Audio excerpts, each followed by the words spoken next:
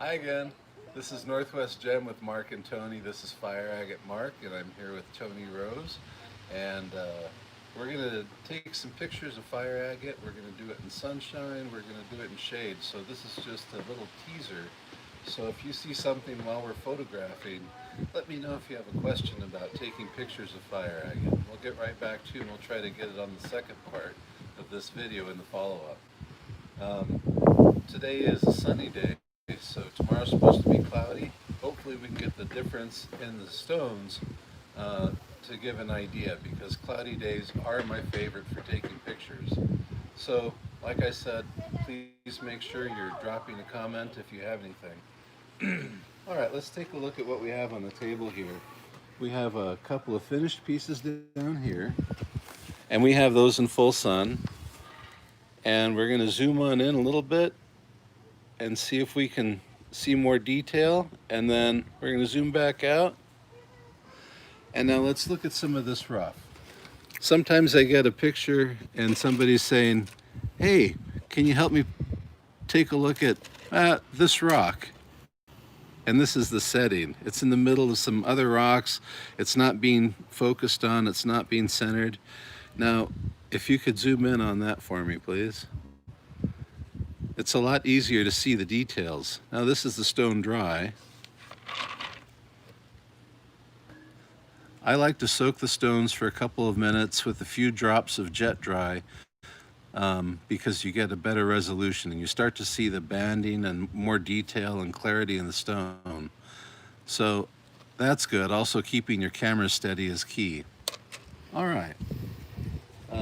Another part is when you're photographing, this is one of the stones that I just had wrapped by a good friend, Laura Roy's. She's an amazing wire wrapper. And I did the stone. It's some purple Aguascalientes fire agate. So the difference between full light and sunlight, this is natural, versus, it'll take a second to adjust, but then you can see how it is in filtered daylight. So these are two different conditions, and we're going to get better pictures tomorrow and in the follow-up feed, because I'll show you exactly what I'm looking for. All right. Let me come around to this side.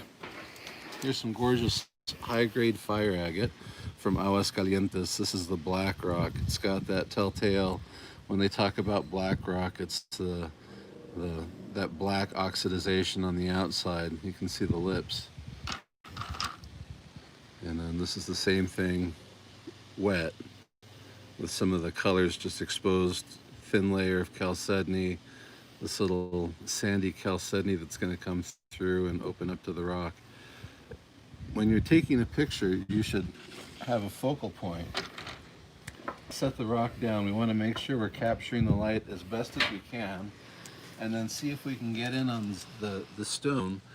We want to zoom in so that there's no giant border. We don't want to be able to see my fingers outside. If we can zoom in on the stone, then this is what your focus is. This is what you're looking at, and it's a lot easier to identify details of the stone.